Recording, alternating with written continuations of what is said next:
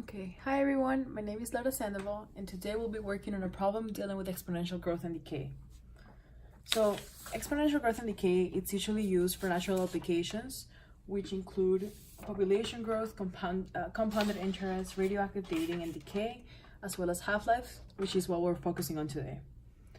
So, exponential functions are usually found in nature, and we're going to be solving the following problem. The spent fuel of a nuclear reactor contains plutonium-239, which has a half-life of 24,000 years. If one barrel containing 10 kilograms of plutonium-239 is sealed, how many years must pass until only 10 grams of plutonium-239 is left? So, first off, exponential growth models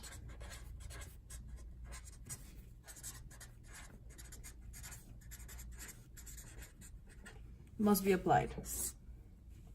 So they're usually found in the form y equals y0 e to the power of kt, where y of 0 is equal to our initial amount, which in this case you'll see is going to be 10 kilograms, or also the state,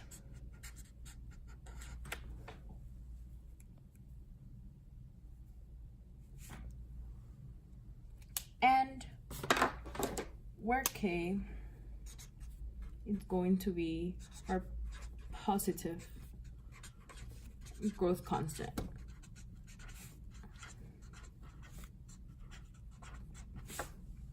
So now that we have this equation, which represents the exponential growth model, our question, if we go back to our question, it asks us to find, to use the half-life, which is given in the question itself, in the prompt itself, in order to find the number of years that it takes, or that must pass before we have a certain amount left.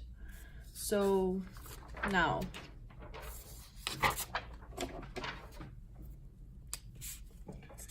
what is a half-life?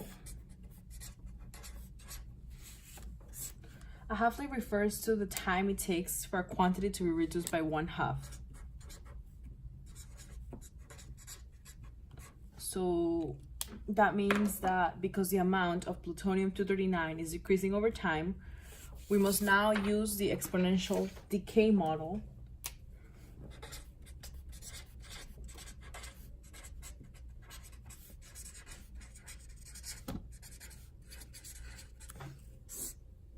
which is y of 0 equals y of 0 e to the power of negative kt. And that's because, again, the amount of plutonium-239 is decreasing over time instead of increasing, which now turns it into an exponential decay model. So now that we have the formula, we have this formula, we're using the half-life formula, which is equal to the natural log over 2. So how do we arrive at this equation?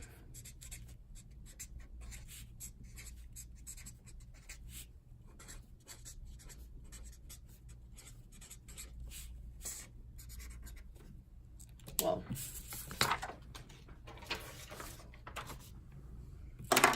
we have y0 equals y0 e to the power of negative kt. Again, our growth constant in this case is negative. So now we solve for our half-life, and we do so by dividing this by 2, I mean. And now we have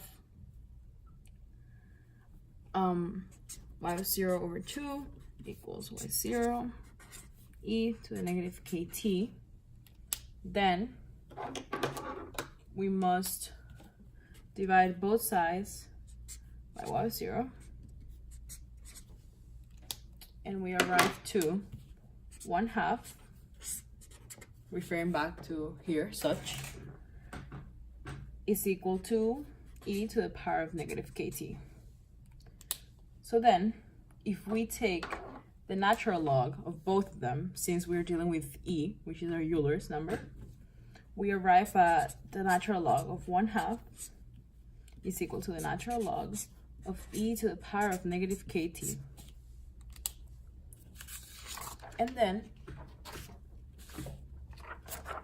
by such, we arrive at the negative log of 2 is equal to negative kt, which then gives us that half-life, or in this case really t, is equal to ln of 2 over k, since both of these are negative. And that's how we arrive at that equation. So now that we need to find what our growth constant is, or k, in order to find t, again, we must plug in into the half-life, whatever the number it is that we were given. So we rearrange this equation, and we get that from such right here. We get that k is equal to the natural log of 2 over the half-life, and by simply plugging it in, we get that if we refer back to our original question, it stated that the half-life was 24,000 years. Right here, we plug that in into our half-life, and by such we get that k is equal to negative 0.000028888, and you can check that by simply plugging it into a calculator. So again, just to mention, our growth constant, which is k, is negative because our amount is again decaying.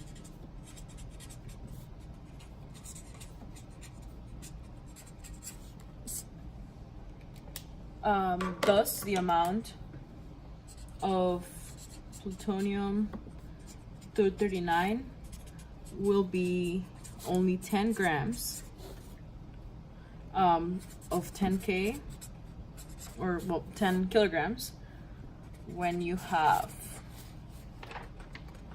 and now is simply where the math starts really. We get,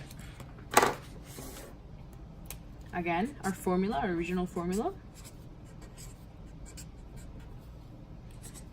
For our y, original amount is 0.01 kilograms, because that's exactly equal to 10 grams.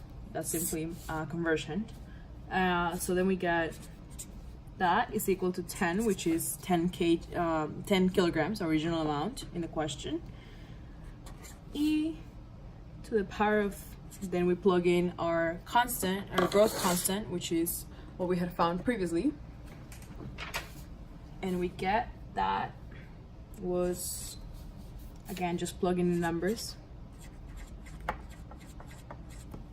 t. And t is what we're trying to solve for. So then simply we divide by 10 both sides. So I'm gonna illustrate that in another color so it's easier for you to see that.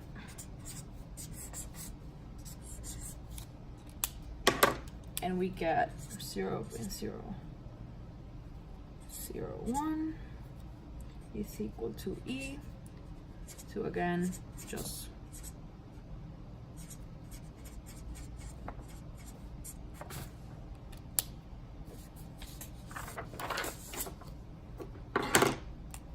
and now again we simply find the natural log of both sides.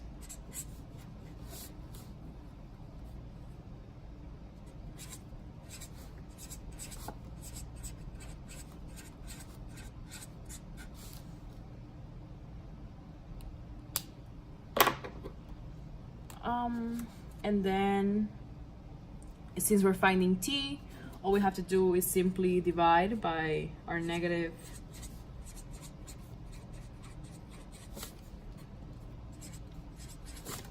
growth constant.